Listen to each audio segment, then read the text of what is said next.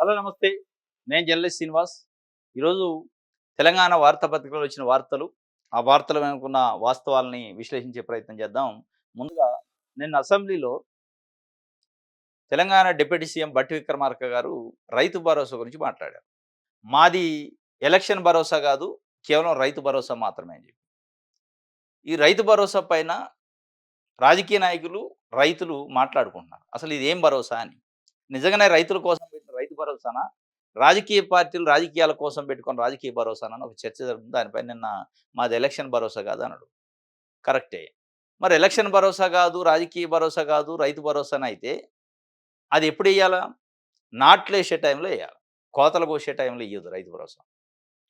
మీరు నిజంగానే డిసెంబర్‌లో యాసంగి నాట్లేసే టైంలో ఇచ్చుంటే, జూన్‌లో వర్షాకాలం నాట్లేసే టైంలో రైతు భరోసా ఇచ్చుంటే అది రైతు భరోసానే అయ్యేది.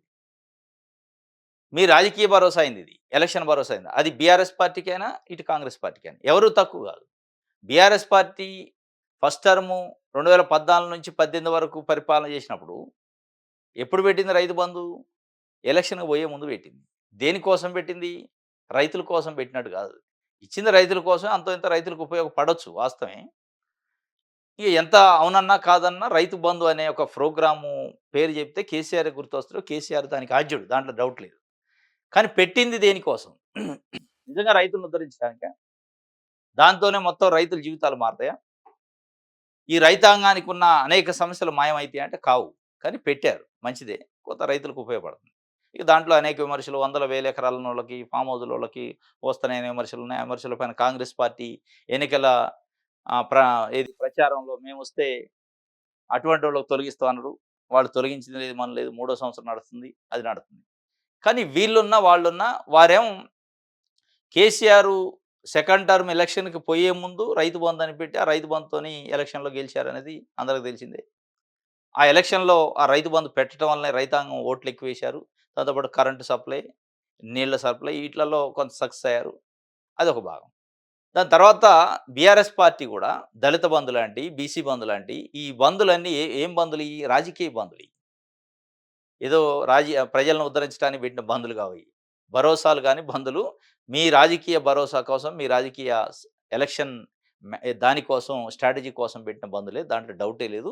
ఎవరు అవునన్నా, కాదన్నా, ఒప్పుకున్నా లేకపోయినా బీఆర్ఎస్ గాని, కాంగ్రెస్ గాని లేదా రేపు ఇంకో పార్టీ వచ్చినా రైతులను నిజంగానే ఉద్ధరించాలంటే రైతు భరోసా కంటే ఇంకా అద్భుతమైన పథకాలున్నాయి.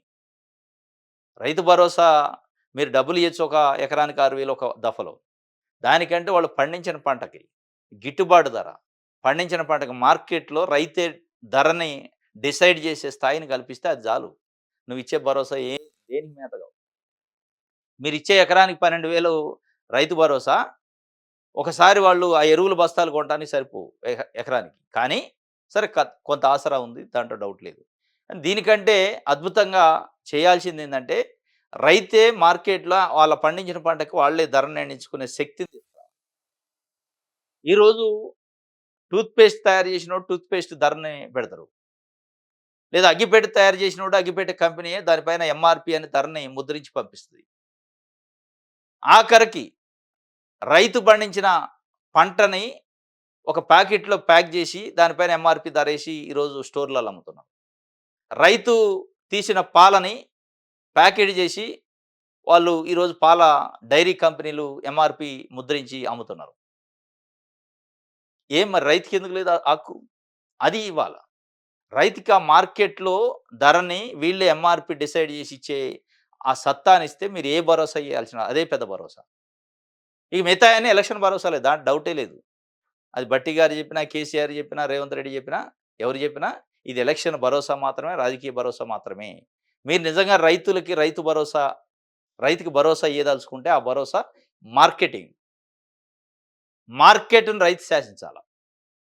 మిగతా వ్యాపారస్తులు ఎట్లయితే మార్కెట్‌ని వాళ్ళు తయారు చేసిన ఉత్పత్తుల పైన వాళ్ళే శాసిస్తున్నారో ధరని, రైతు కూడా వాళ్ళు ఆ రైతు పండించిన ధర పైన ఆధిపత్యం ఉండాలి. అది ఉన్న రోజు చాలా సమస్యలకు పరిష్కారం వస్తది. తప్ప నేను 24 గంటలు కరెంట్ ఇస్తన్నా, నీళ్ళు ఇస్తన్నా, పంటలు పండిస్తానికి, పండించిన తర్వాత అమ్ముకునేది లేదుగా మరి. ఏంటి ఉపయోగం ఇస్తే? ఇస్తున్నారు దాంతో పాటు ఇది కాదా ఇవ్వాల్సింది. ఈరోజు అది రావాలి. కాబట్టి ఇది రైతు భరోసానా, ఎలక్షన్ భరోసానా, లేకపోతే రాజకీయ భరోసానా అంటే రాజకీయ భరోసా కిందనే చెప్పుకోవాల్సొస్తుంది. ఇది ఒక వార్తనిచ్చింది. ఇక అదో లొట్టపూస్ కేసట. కేటీఆర్ చెప్తుంది. కాంగ్రెస్ పార్టీ అధికారంలోకి వచ్చాక బీఆర్ఎస్ పార్టీ నాయకుల పైన పెట్టే కేసులని లొట్టపీస్ కేసుల కిందనే అంటున్నారు. వాళ్ళు పదే పదే చెప్తున్నాం. అయినా ఆ కేసుల్లో మరి నిజంగానే లొట్టపీస్ కేసులని ప్రజలు కూడా అనుకోవాల్సిన పరిస్థితి వచ్చింది. ఏమి లేదు, ఉలుకు లేదు, పలుకు లేదు. ఒక్కటంటే ఒక్కటి. వీళ్ళు చేసిన ఆరోపణలు కాంగ్రెస్ పార్టీ నాయకులు చాలా పెద్ద ఆరోపణలు చేశారు. కేసీఆర్ పైన, వాళ్ళ కుటుంబం పైన, బీఆర్ఎస్ పార్టీ పైన, ప్రభుత్వం పైన. వందల వేల కోట్లు సంపాదించారు. చెరువులను కబ్జా చేశారు మాజీ మంత్రులని డైరెక్ట్‌గా ముఖ్యమంత్రిగా ఉన్న రేవంత్ రెడ్డి అప్పుడు ప్రతిపక్షంలో ఉన్నప్పుడు మాట్లాడాడు. ఒక చెరువులు కబ్జా విముక్తి కాలే. ఏదో ఆ నాయకుల నుంచి మీరు ఆరోపణ చేసిన నాయకుల నుంచి పేదలైతే గుడిసెలు కూల్చారు. చెరువుల పేరుతోని, హైడ్రా పేరుతోని. కానీ ఏ బీఆర్ఎస్ నాయకుడికి సంబంధించిన ఒక కబ్జాని బయటపెట్టింది లేదు.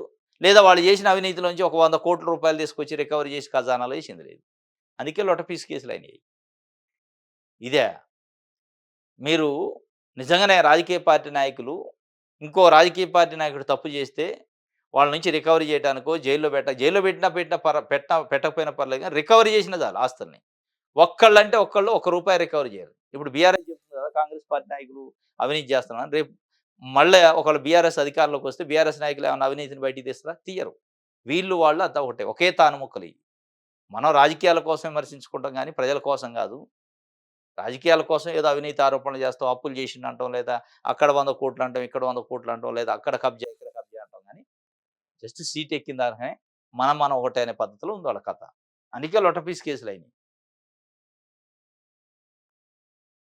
రైట్. ఇది ఒక వార్త.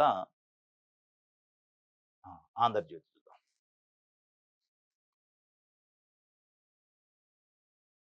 రైట్. కొనుగోలుదారు అఫిడవిట్ ఇస్తే చాలు అమ్మకందారు ఇవ్వాల్సిన అవసరం లేదు. సాదా బైనామా దరఖాస్తుల పరిష్కారానికి జీవో నంబర్ 76. తొలగిన ఆటంకము అఫిడవిట్ తప్పని తేలితే క్రిమినల్ కేసులు. అభ్యంతరాలు స్వీకరణకు 30 రోజులు గడువు. అభ్యంతరాలు వస్తే మొత్తం ప్రక్రియ నిలిపేత.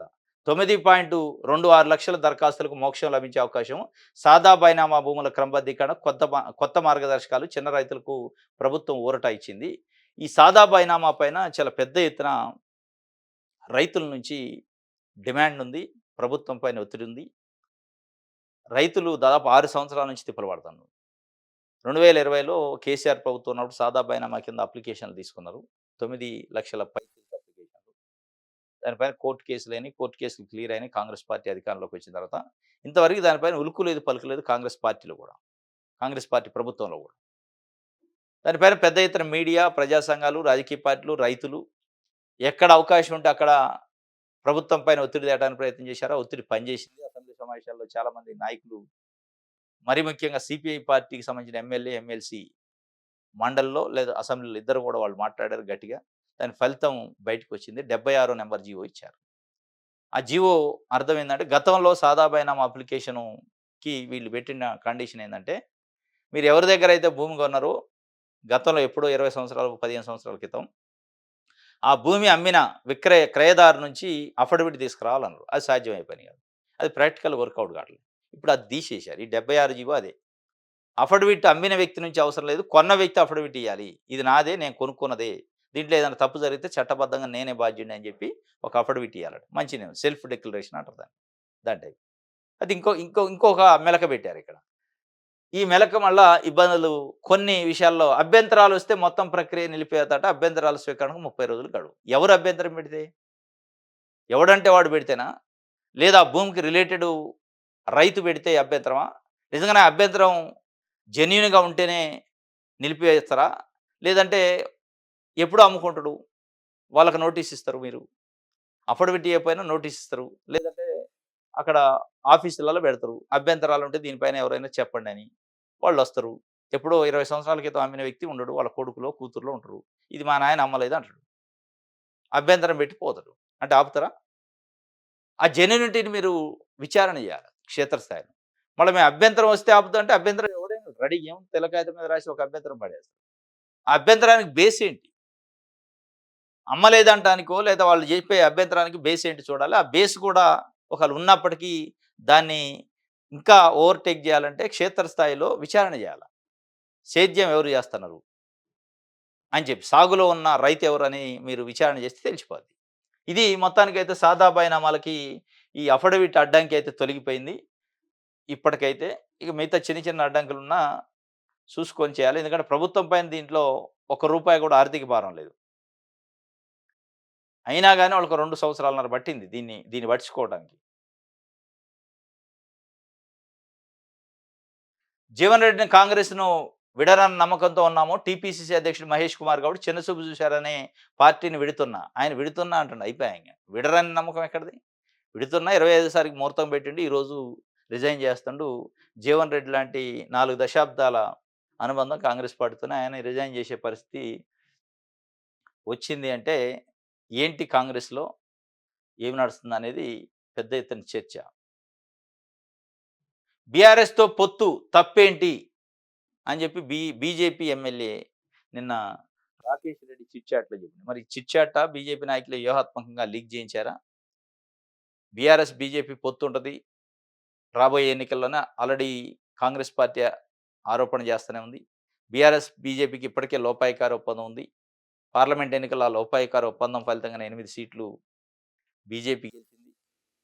అంతకంటే ముందు జరిగిన అసెంబ్లీ ఎన్నికల్లో ఓడిపోయిన దాదాపు 4, 5 అభ్యర్థులు ఎంపీలుగా గెలిచారు. రఘునందనరావు కావచ్చు, ఈటెల రాజేందర్ కావచ్చు, అరవింద్ కావచ్చు, బండి సంజయ్ కావచ్చు. ఇటువంటి వాళ్ళందరూ ఎమ్మెల్యే కంటెస్ట్ చేసి ఓడిపోయారు. వాళ్ళు వెంటనే జరిగిన 5, 6 నెలల్లో జరిగిన పార్లమెంట్ ఎన్నికల్లో మంచి విజయాన్ని సాధించారు. దీనికి కారణం బీఆర్ఎస్ ఇండైరెక్ట్‌గా మద్దతిచ్చింది. దాంతో పాటు మున్సిపల్ ఎన్నికలు, లోకల్ బాడీ ఎన్నికల్లో కూడా ఇచ్చిందని ఇప్పటికి కాంగ్రెస్ పార్టీ ఆరోపణ చేస్తుంది. ఆ ఆరోపణకి బలం చేకూర్చే విధంగానే ఆయన మాట్లాడిండు రాకేష్ రెడ్డి ఎమ్మెల్యే. రాజకీయాల్లో కలవడం, విడిపోవడం సహజము. నడిచేందుకు ఓ కాలు ఇబ్బందిగా ఉంటే మరొకరి సాయం తీసుకుంటాం కదా! బీఆర్ఎస్‌తో కలిసి పోటీ చేస్తే తెలంగాణలో అధికారంలోకి రావచ్చు. మీడియాతో చిట్ చాట్‌లో బీజేపీ ఎమ్మెల్యే. నడిచేందుకు ఓ కాలు ఇబ్బందిగా ఎవరికుంది? బీజేపీకా? బీఆర్ఎస్‌కుందే. ఆ కాలు ఇబ్బంది ఉన్న పార్టీ ఏది? ఆ కాలు ఇబ్బందిగా ఉంటే పక్కనోళ్ళ సాయం తీసుకుంటారు అంటారు. ఎవరో సాయం తీసుకో ఎవరు? ఇప్పుడు ఇందులో కాలు ఇబ్బంది ఉంది బీజేపీకా? బీఆర్ఎస్‌కా? అనేది ఇంపార్టెంట్. బీజేపీ ఏదో ఒక రకంగా కాంగ్రెస్ తర పార్టీ ఇక్కడ అధికారంలో ఉండాలి. కాంగ్రెస్‌ని పడేయాలనే వ్యూహం ఇట్లాంటివి చేస్తా ఉంటారు అన్ని రాష్ట్రాల్లో. కాంగ్రెస్‌ని ఓడించాలి. అక్కడ ఒకవేళ వేరే పార్టీ ఉన్నా పర్లేదు అనుకునే పద్ధతిలోకి వచ్చినట్టు అనిపిస్తుంది. బీజేపీ ఎమ్మెల్యే ఆ కామెంట్ చేసిండంటే బీఆర్ఎస్‌తోని పొత్తుకు పోయి బీఆర్ఎస్, బీజేపీ కలిసి షేర్ చేసుకొని గవర్నమెంట్‌ని కాంగ్రెస్ లేకుండా చేసినాం. కాంగ్రెస్ ఇతర రాష్ట్రాలు. కేవలం బీజేపీ లేదా బీజేపీ అలయన్స్ ఉన్న పార్టీలు అధికారంలో ఉంటాయి తప్ప ఇక ఇక్కడ కాంగ్రెస్‌కి తావు లేదు. కేవలం కాషాయానికి తావుందని చెప్పే ప్రయత్నంలో మరి చేస్తున్నట్టుంది. నడిచేందుకు ఒక కాలు ఇబ్బందిగా ఉందట. బీజేపీ, బీఆర్ఎస్ పొత్తుకు సంబంధించి ఒక సంకేతం ఇచ్చినట్టు ఇచ్చారాయన. రైట్. ఇది ఒక వార్త. దక్షిణాదిపై 50% కుట్ర జరుగుతుందట. అదే జరిగితే ఈ ప్రాంతంలో అవసరం ఉండదు. ఈ ప్రాంతంతో అవసరం ఉండదు. ఉత్తరాదిలోని 4 రాష్ట్రాల ఎంపీ సీట్లతో కేంద్రంలో అధికారంలోకి రావచ్చు. డీలిమిటేషన్‌పై పోరాటానికి సిద్ధం కావాలి. ఓ టీవీ ఛానల్ చర్చలో సీఎం రేవంత్ రెడ్డి చెప్పారట. దేశంలో జనాభా సంఖ్య ఆధారంగా ఎంపీ సీట్లను 50% పెంచుతుండటం వెనక కుట్ర దాగి ఉందని, అదే జరిగితే దక్షిణ భారతంతో సంబంధం లేకుండా ఉత్తర భారతంలో 4 రాష్ట్రాల సీట్లతో కేంద్రంలో అధికారంలోకి రావచ్చని ముఖ్యమంత్రి రేవంత్ రెడ్డి చెప్పారు. ఆ 4 రాష్ట్రాలు ఏంటంటే, ఓ 4 రాష్ట్రాల పేర్లు ఇక్కడ ఇచ్చారు. మధ్యప్రదేశ్, యూపీ, రాజస్థాన్, బీహార్. ఈ 4 రాష్ట్రాల సీట్లతోనే అధికారంలోకి రావచ్చట. నిజంగానే 816 స్థానాలయితే. ఎట్లొస్తారు? మరి ఏ కాలిక్యులేషన్ గాని దక్షిణాది పైన వివక్ష, దక్షిణాది పైన కుట్ర జరుగుతుందని ఒక రాష్ట్ర ముఖ్యమంత్రిగా డైరెక్ట్‌గా బహిరంగంగా ఒక టీవీ చర్చలో చెప్పారు. మరది మొత్తం డేటా ఇయ్యలేదు గానీ అంటే జనాభా ప్రకారం జరిగితే నష్టం జరిగేది. జనాభా ప్రాతిపదికన ఒకవేళ సీట్ల పెంపుని చేయాలి అంటే అది గ్యారంటీగా దక్షిణాదికి నష్టం జరిగిద్దని తమిళనాడు సీఎం స్టాలిన్ గతంలో అభ్యంతరం వ్యక్తం చేసినా, అభ్యంతరాన్ని పట్టించుకొని అంటే అభ్యంతరాన్ని వాళ్ళు పరిగణలోకి తీసుకొని ఇప్పుడు ఆ జనాభా కాదు సీట్లు. ప్రస్తుతం ఏ రాష్ట్రంలో ఎన్ని ఎంపీ సీట్లు ఉన్నాయో ఆ సీట్లకి 50% పెంచడం. ఇక్కడ జనాభా పాత్ర లేదు. మరి ఎందుకు 4 రాష్ట్రాలతోనే ఎట్లా అధికారంలోకి రాగలుగుతారు? 816 సీట్లలో ఆ 4 రాష్ట్రాలంటే దాదాపు యూపీలో ఇప్పుడు 80 సీట్లు. అయితే 125. లేదా మధ్యప్రదేశ్‌లో ఒక 40 సీట్లున్నాయి. అవి ఒక 60 అయితాయి. రాజస్థాను ఇది యూపీ, రాజస్థాను, బీహారు. బీహార్‌లో ఒక 29 ఉన్నాయనుకుంటా. 29కి కాస్త ఒక 47, 48 సీట్లయితాయి. ఇట్లా 37 సీట్లు రాజస్థాన్‌లో అయితాయి. వీటన్నిటిని కలిపినా గాని మీకు 260 అట్లొస్తాయి. కానీ 816 సీట్లు పెరిగినప్పుడు 410 సీట్ల వరకు కావాలి అధికారం రావాలంటే. మరి ఈ 4 రాష్ట్రాలతోని అధికారంలోకి ఎట్లొస్తది? మరి రేవంత్ రెడ్డి గారి కాలిక్యులేషన్ ఏంటి? మరి ఈ సెంటిమెంటా? నిజంగానే నష్టం జరిగిద్దా? అని చూస్తే ఈ రేషియోలో ఒకవేళ సీట్లు పెంచితే నష్టం జరిగే అవకాశం ఉండదు. ఈక్వల్‌గా అందరికి ఇప్పుడు ఏ ప్రయారిటీ ఉందో అదే ప్రయారిటీ వస్తుంది. ఇప్పుడు కూడా అదే 4 రాష్ట్రాల్లో ఎక్కువే ఉన్నాయి సీట్లు. ఇప్పుడు యూపీలో 80 సీట్లున్నాయి. రాజస్థాన్ మన మధ్యప్రదేశ్‌లో 40 సీట్లున్నాయి. రాజస్థాన్‌లో 29 సీట్లున్నాయి. బీహార్‌లో 29, రాజస్థాన్‌లో 25 సీట్లున్నాయి. ఈ సీట్లు 4 కలిపితే కూడా రావట్లేదు కదా! ఇప్పుడు అధికారంలోకి. ఈ 4 రాష్ట్రాలు కలిపితే 170 సీట్లు, 174 వస్తాయి. ఇప్పుడు రాని అధికారం పెంచాక ఎట్లా వస్తది 50% పెంచితే? మీరన్నట్లు నిజంగానే జనాభా ప్రాతిపదికన పెంచితే ఉత్తరాది రాష్ట్రాల్లో జనాభా విపరీతంగా పెరిగింది. అక్కడ కుటుంబ నియంత్రణ పాటించలే. మన దగ్గర కుటుంబ నియంత్రణ అనే ఒక ఆదేశాన్ని ప్రభుత్వం ఇస్తే పాటించింది. దాంతోనే ఇప్పుడు ఇక్కడ జనాభా తగ్గింది, అక్కడ పెరిగింది. జనాభా ప్రాతిపదిక అయితే ఎట్లాగో మీరన్నట్టు నష్టం జరిగింది. కానీ సీట్ల ప్రాతిపదికలో మరి నష్టం ఎక్కడ జరిగింది? కుట్ర అని డైరెక్ట్‌గా చెప్పారు. మరి ఆ కుట్ర ఏంటి? అనేది ఇక్కడ చర్చ. ఇది ఒక వార్త. రైట్. సాక్షి పేపర్.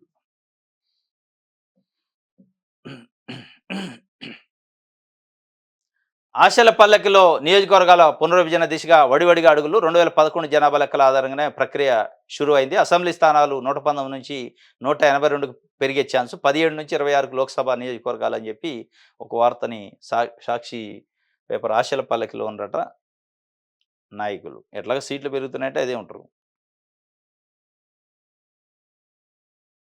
రైట్.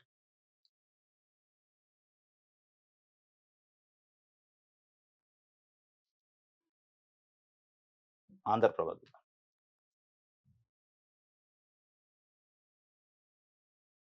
అధికారం మాకు బాధ్యత, హామీలన్నీ తీరుస్తాం. మాది ప్రజాప్రభుత్వం, నిధులు కేటాయించాం. మాది వాస్తవిక బడ్జెట్. భరోసా వల్లే గొప్పలకు పోలేదు.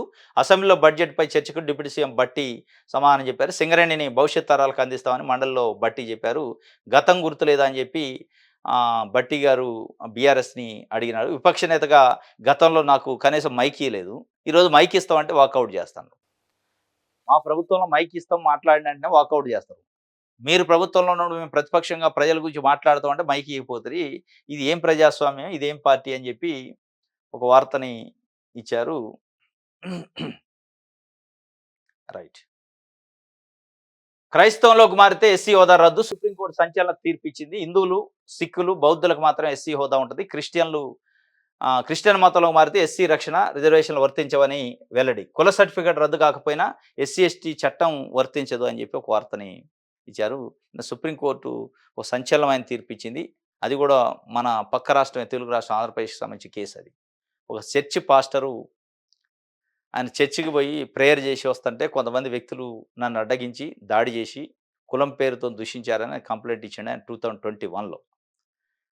ఇస్తే పోలీసు అధికారులు ఎస్సీ అట్రాసిటీ కేసు పెట్టారు.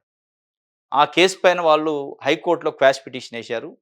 అసలు ఆయన ఎస్సీనే కాదు, క్రైస్తవుడు. ఆయనే చెప్తుండు క్రైస్తవ ప్రేయర్‌కెళ్ళి వస్తానని పాస్టర్‌నని. కాబట్టి ఆయన ఎస్సీ హోదా ఎట్లా ఉంటది? ఒక దళితుడు మతం హిందూ నుంచో, బౌద్ధం నుంచో, సిక్కు నుంచో క్రైస్తవంలోకి పోతే, ఇస్లాంలోకి పోతే ఇక అతను దళితుడుగా ఎస్సీ కాదు. ఇది భారత రాజ్యాంగం ప్రకారం బీసీ అయితుడు. ఆయన ఒక బీసీసీఐ వ్యక్తి ఉండి ఎస్సీ అట్రాసిటీ ఎట్లా పెడతారంటే హైకోర్టు నమ్మింది, దాన్ని పరిగణలోకి తీసుకుంది. రాజ్యాంగం ప్రకారం ఆ కేసు చెల్లదు అని కొట్టేసింది. ఆ కొట్టేసిన కేసు పైన ఎవరైతే కంప్లైనెంట్ చర్చ్ పాస్టర్ ఉందో అతను సుప్రీంకోర్టులో అప్పీల్ చేసిండు.